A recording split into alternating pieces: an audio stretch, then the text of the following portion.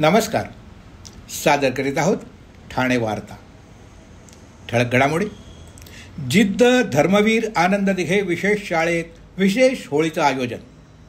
भाषाप्रभू राम गणेश गडकरी यांची बदनामी केल्याच्या निषेधार्थ एकवटलेल्या चांद्रसेनीय कायस्थ प्रभू समाजाच्या वतीनं तीव्र निदर्शनं करून राष्ट्रवादीचे आमदार अमोल मेटकरी यांचा केला जाहीर धिक्कार. आणि ठाणे महानगरपालिका क्षेत्रात पर्यावरणपूरक होळी साजरी करण्यासाठी एकल वापराच्या प्लास्टिकच्या विरोधात कारवाई सुरू. 78 किलो प्लास्टिक झालं जप्त. आम्हाला फेसबुक आणि यूट्यूब चॅनलवर फॉलो करायला मात्र विसरू नका. तर पाहूया ठळक घडामोडी विस्तृतपणे, पण काही क्षणातच. आपण पाहत आहात श्री स्थानक वाहिनी, ठाणे जिल्ह्याचं मुख्य व्यासपीठ. ठाणे वार्ता पहा श्री स्थानक वाहिनीवर. आता सकाळी 9:15 पासून रात्री 9:15 पर्यंत ठाणे वार्ता, ठाण्यातील पहिलं दृकश्राव्य माध्यम. ठाणे वार्ता आणि श्री स्थानक वाहिनीचं लाईव्ह स्ट्रीमिंग. ठाणेवार्ता.com वरील लाईव्ह स्ट्रीमवर क्लिक करा आणि अगदी मोबाईलवरही ठाणे वार्ता श्री स्थानक वाहिनीचा आनंद लुटा. यासाठी आमचं ॲप डाउनलोड करा. ठाणे वार्ता पहा श्री स्थानक वाहिनीवर. आता सकाळी 9:15 पासून रात्री 9:15 पर्यंत ठाणे वार्ता, ठाण्यातील पहिलं दृकश्राव्य माध्यम. आपण पाहत आहात श्री स्थानक वाहिनी, ठाणे जिल्ह्याचं मुख्य व्यासपीठ. जिद्द धर्मवीर आनंद दिघे शाळा या ठिकाणी विठाई प्रतिष्ठान आणि विजुमाने आयोजित विशेष शाळेत विशेष होळीचं आयोजन करण्यात आलं होतं. मुलांनी इको फ्रेंडली रंगानं होळी खेळून मराठी हिंदी गाण्यावर खूप मजा केली. अभिजित कमलाकर चव्हाण अध्यक्ष, विठाई सामाजिक संस्था, जिद्द शाळेतील विद्यार्थी, शिक्षक आणि स्वप्नील भांगरे यांच्या हस्ते होळीचं दहन करून पारंपरिक पद्धतीनं देवाला गाऱ्हाण घालून सर्वांनी सुखी ठेवण्याची इच्छा व्यक्त केली. अभिजित चव्हाण यांनी शाळा प्रशासन आणि विजुमाने यांचा आभार मानून कार्यक्रमाचा समारोप केला. यावेळी शाळेतील मुलांनी एकमेकांना रंग लावून गाण्यावर ठेका धरून नाच केला. डोंबिवलीच्या राष्ट्रीय स्वयंसेवक संघाच्या शाखेवर दगडफेक करणाऱ्या आरोपीला अटक करण्यात आली आहे. 24 वर्षीय रिजवान सय्यद असं या आरोपीचं नाव असून या आरोपीला कल्याण न्यायालयानं 2 दिवसांची पोलीस कोठडी सुनावली आहे. संघटनेवर लहान मुलांवरती हा हल्ला का केला गेला, याच्यासाठी अजून कोणी आहे का, दगडफेक करण्यामागे नेमकं काय कारण आहे, या सर्व चौकशीसाठी कल्याण न्यायालयानं 2 दिवसाची पोलीस कोठडी त्याला सुनावली आहे. तर या प्रकरणी टिळकनगर पोलिसांनी एकूण 5 आरोपींना ताब्यात घेतलं असून 4 आरोपी अल्पवयीन असल्यानं त्यांना बालसुधारक गृहात पाठवण्यात आल्याची माहिती पोलिसांनी दिली आहे. भारताचे शेक्सपियर म्हणून ओळखले जाणारे भाषाप्रभू राम गणेश गडकरी यांची बदनामी केल्याच्या निषेधार्थ एकवटलेल्या चांद्रसेनीय कायस्थ प्रभू समाजानं ठाणे शहरात तीव्र निदर्शनं करून राष्ट्रवादीचे आमदार अमोल मेटकरी यांचा जाहीर धिक्कार केला. अर्धवट माहितीवर आधारित मराठी भाषेला वैभव प्राप्त करून देणाऱ्या राम गणेश गडकरी यांच्या विरोधात बदनामीकारक विधानं केल्याबद्दल संतप्त झालेल्या सीकेपी समाज बांधवांनी अमोल मेटकरी यांच्या फोटोला काळं फासून त्यांच्यावर कारवाईची मागणी केली. भाषाप्रभू राम गणेश गडकरी यांची बदनामी केल्याच्या निषेधार्थ गेले काही दिवस चांद्रसेनीय कायस्थ प्रभू समाजात मोठाच असंतोष निर्माण झाला होता. भारताचे शेक्सपियर म्हणून संपूर्ण जगतात ओळख असलेल्या आणि मराठी भाषेचं वैभव वाढवणाऱ्या राम गणेश गडकरी यांच्या विरोधात अपुऱ्या माहितीवर केलेल्या विधानामुळे सीकेपी समाजात तीव्र नाराजी पसरली होती. त्याचे पडसाद आज ठाण्यात उमटले. ठाणे शहरात जमलेल्या सीकेपी बांधवांनी ठाण्याच्या शासकीय विश्रामगृहासमोर तीव्र निदर्शनं करून अमोल मेटकरी यांच्यावर कारवाईची मागणी केली. तसं निवेदन देखील राज्याचे मुख्यमंत्री देवेंद्र फडणवीस यांना पाठवण्यात आलं आहे. तसंच जिल्हाधिकाऱ्यांना एक निवेदनाची प्रत सादर करून अमोल मेटकरी यांच्यावर कारवाईची मागणी केली. भाषाप्रभू राम गणेश गडकरी यांची बदनामी आम्ही सहन करणार नाही, असा इशारा आंदोलकांतर्फे अखिल भारतीय सीकेपी मध्यवर्तीचे अध्यक्ष समीर गुप्ते यांनी या प्रसंगी दिला. राजसन्यास नाटक, त्यातील घटना आणि प्रसंग ज्येष्ठ पत्रकार तुषार राजे यांनी विशद केले. गडकरी यांच्यापूर्वी प्रत्येक लेखक, नाटककार इत्यादींनी छत्रपती संभाजी महाराजांचं कसं विकृत चित्र रंगवलं आणि राम गणेशांनी लढवय्ये संभाजी महाराज कसे दाखवले याची माहिती दिली. 2 दिवसावर होळीचा सण येऊन ठेपलाय. रंगांची उधळण करण्यासाठी नागरिक उत्साहित झाले आहेत. बाजारपेठा देखील रंगांनी सजल्या आहेत. नवी मुंबईतील APMC बाजारात होळीचे अनेक रंग आले असून नागरिक या रंगांची खरेदी करत आहेत. मात्र मागच्या वेळीपेक्षा यावर्षी नागरिकांना प्रतिसाद हवा तसा नसल्याचं व्यापारी सांगतायत. तर रंगांच्या दरात अल्प वाढ झाल्यानं पुढील 2 दिवसात नागरिक मोठ्या प्रमाणात रंग खरेदी करणार असल्याचं व्यापाऱ्यांचं म्हणणं आहे. बाजारात कोणतेही बनावट किंवा शारीरिक व्याधी होणारे रंग नसून नैसर्गिक रंग विक्रीसाठी आणल्याचं व्यापारी सांगतायत. त्यामुळं यावर्षी मोठ्या उत्साहात आणि आनंदात होळीचा सण साजरा होणार आहे.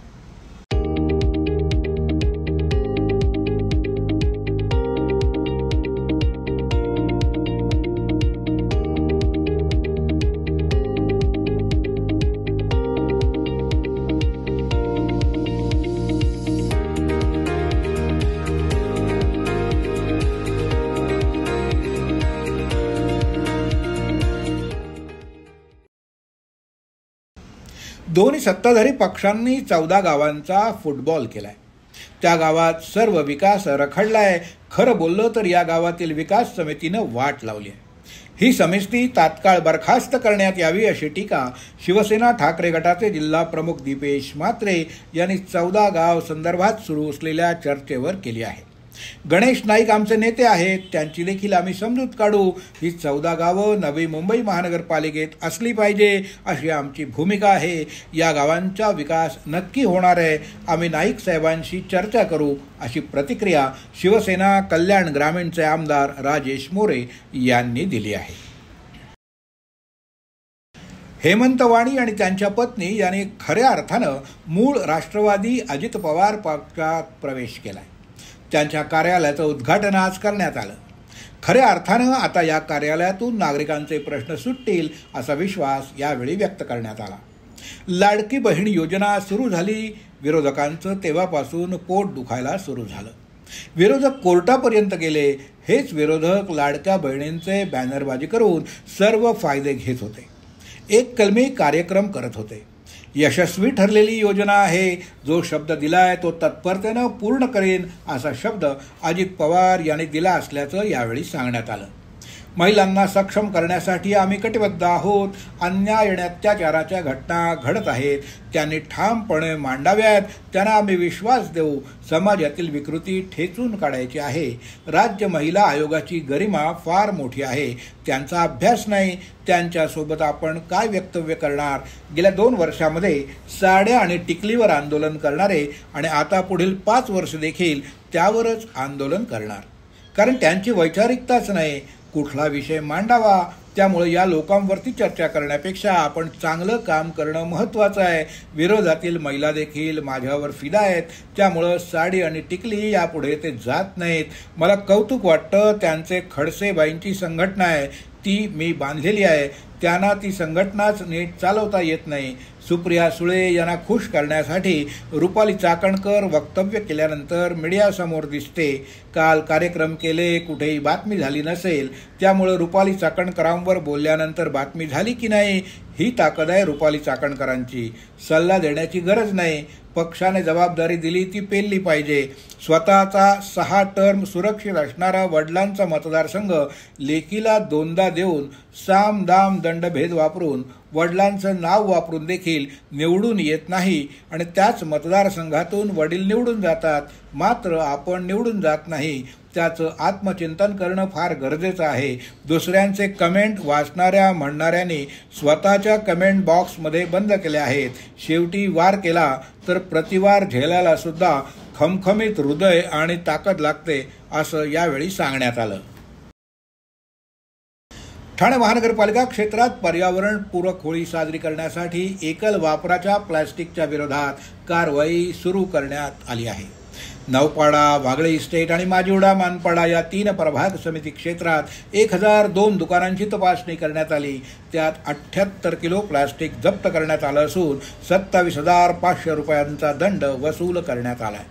पर्यावरणपूरक होळी साजरी करताना एकल वापराच्या प्लास्टिकचा वापर रोखण्यासाठी महानगरपालिकेनं प्रभाग समितीनिहाय कारवाई सुरू केली असून घन कचरा व्यवस्थापन विभाग आणि प्रभाग समितीतील कर्मचारी यांच्या समन्वयानं ही कारवाई सुरू असून इतर प्रभाग समिती क्षेत्रात देखील कारवाई केली जात असल्याचं प्रदूषण नियंत्रण अधिकारी मनीषा प्रधान यांनी सांगितलं. 1 एप्रिल 2024 ते 6 मार्च 2025 या काळात महाराष्ट्र प्रदूषण नियंत्रण मंडळ आणि ठाणे महानगरपालिका प्रदूषण नियंत्रण कक्षाचे प्रतिनिधी यांनी एकल वापराच्या प्लास्टिकच्या बंदीबाबत मोहीम हाती घेण्यात आली. त्यात एकूण 4,980 आस्थापनांना भेटी दिल्या. त्यातून 2,139 किलो प्लास्टिक जप्त करण्यात आलं तर दंडापोटी 13,56,600 रुपये वसूल करण्यात आले. मराठी माणसाची आठवण फक्त निवडणुकीपुरती न ठेवता मुंबई बाहेर गेलेला मुंबईकर पुन्हा एकदा मुंबईत राहायला यावा यासाठी शासन कटिबद्ध असल्याचं मत उपमुख्यमंत्री एकनाथ शिंदे यांनी व्यक्त केलं. त्यासाठी मुंबई बँकेच्या स्वयं पुनर्विकास मॉडेल देखील उपयुक्त ठरणार असून जास्तीत जास्त लोकांनी त्याचा लाभ घ्यावा अशी विनंती त्यांनी केली. मुंबईतील अभ्युदयनगरमधील मुंबई जिल्हा मध्यवर्ती सहकारी बँकेच्या 51व्या शाखेचं उद्घाटन आज शिंदे यांच्या हस्ते करण्यात आलं. त्यावेळी ते बोलत होते. यावेळी बोलताना 50 वर्षांमध्ये 50 शाखा हा टप्पा ग्राहकांचा विश्वास सार्थ ठरवल्यामुळेच मुंबई बँकेला शक्य झालं असल्याचं मत त्यांनी व्यक्त केलं. हा टप्पा गाठण्यासाठी सक्षम नेतृत्वाची देखील गरज असून ते प्रवीण दरेकर यांच्या रूपानं मुंबई बँकेला मिळालं असल्याचं मत त्यांनी व्यक्त केलं. सर्वसामान्य माणसाच्या आयुष्यात ग्रोथ आणणारी ही बँक आहे. गिरणी कामगार, गरीब नोकरदार यांच्यापासून सर्वांच्या मनात आपल्याबद्दल आपुलकी निर्माण करण्यात ही बँक यशस्वी ठरली आहे. हातावर पोट असलेल्यापासून ते अगदी कॉर्पोरेट ऑफिसमध्ये काम करणाऱ्यांपर्यंत सगळ्यांचे पैसे बँकेनं जपले आहेत. अनेक अवघड प्रसंगी मदत करून बँकेनं आपलं सामाजिक उत्तरदायित्व देखील जपलं आहे. आजच्या मितीला बँकेकडे लाडक्या बहिणींचे 25 कोटी रुपये जमा असून त्यांना 25,000पर्यंत कर्ज देणारी योजना बँकेनं सुरू केली आहे. हे निश्चितच कौतुकास्पद असल्याचं त्यांनी सांगितलं.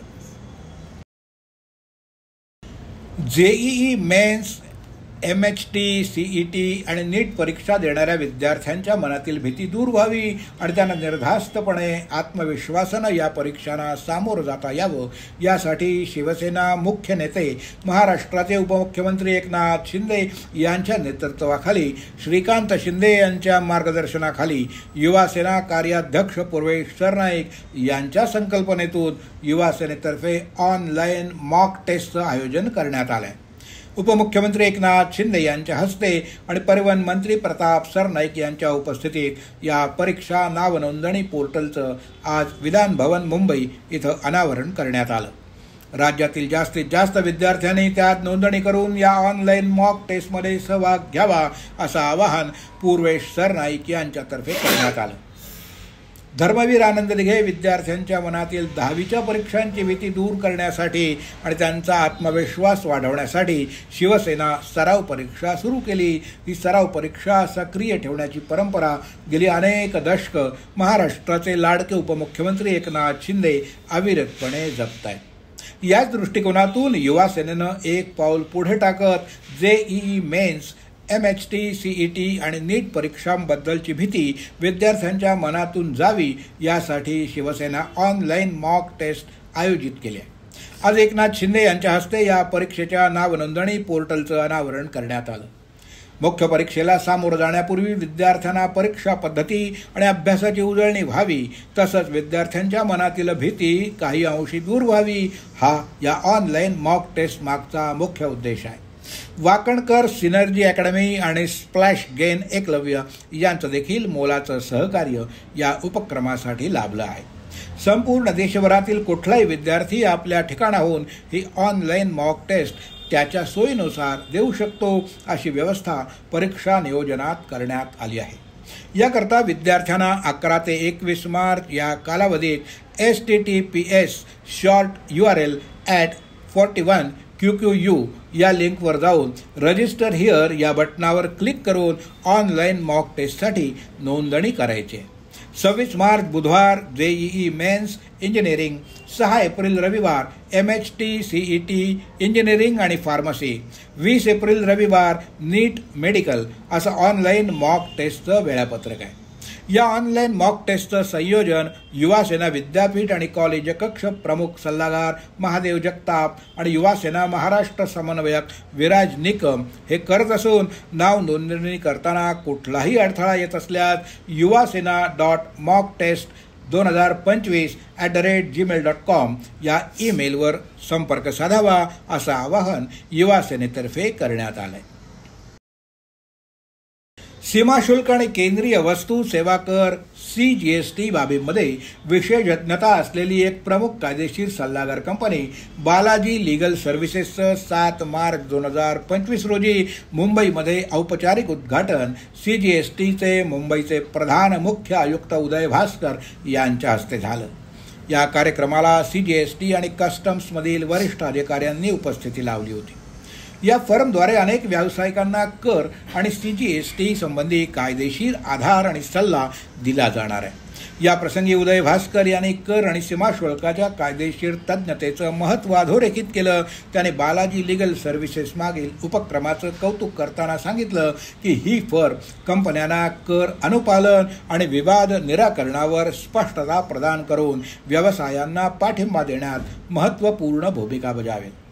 CGST आणि कस्टम्स आयुक्त म्हणून निवृत्त झालेले चंद्रशेखर मिश्रा यांच्या नेतृत्वाखाली ही फर्म काम करणार असून त्यांच्या या फर्ममध्ये अनेक अनुभवी कायदेशीर जाणकार आहेत.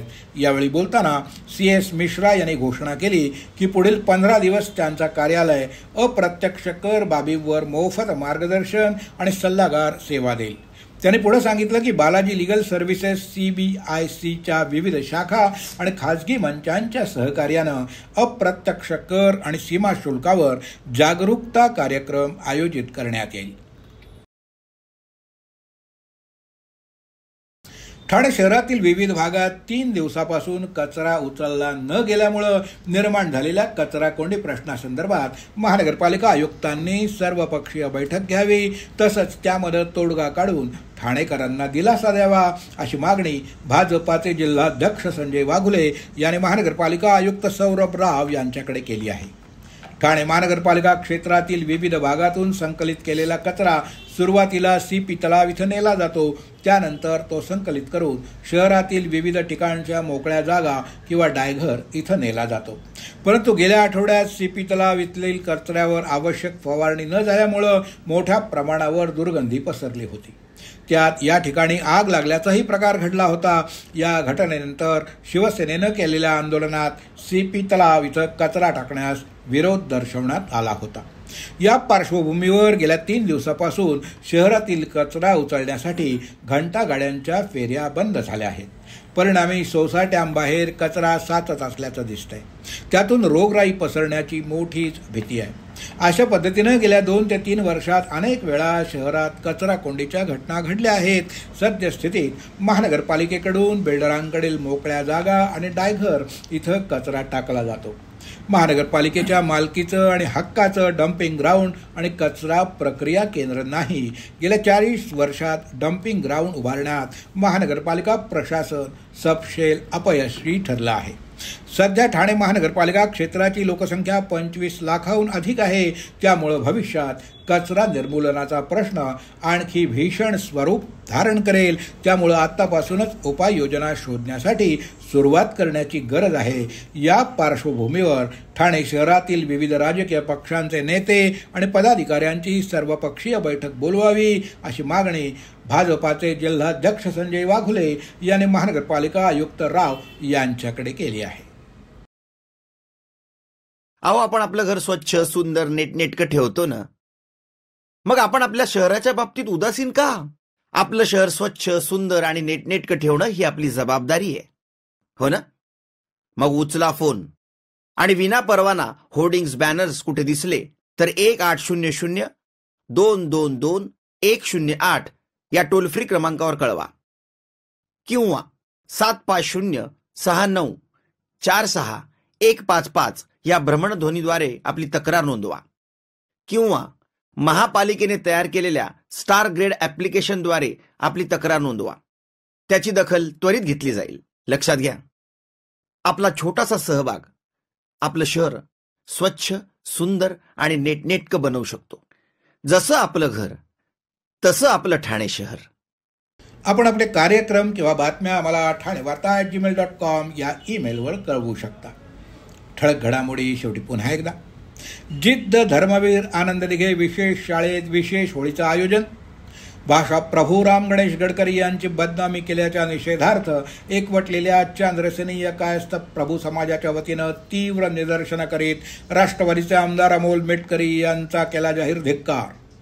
आणि ठाणे महानगरपालिका क्षेत्रात पर्यावरणपूरक होळी साजरी करण्यासाठी एकल वापराच्या प्लास्टिकच्या विरोधात कारवाई सुरू. 78 किलो प्लास्टिक जप्त. या होत्या ठाणे वार्ता. आपली एखादी बातमी बघायची राहून गेली असेल तर आपण ठाणेवार्ता.in या आमच्या संकेतस्थळाला किंवा आमच्या फेसबुक पेज तसंच यूट्यूब चॅनलला अवश्य भेट द्या. तर मग पुन्हा भेटूया पुढल्या बातमीपत्रात फक्त श्री स्थानक वाहिनीवर. धन्यवाद.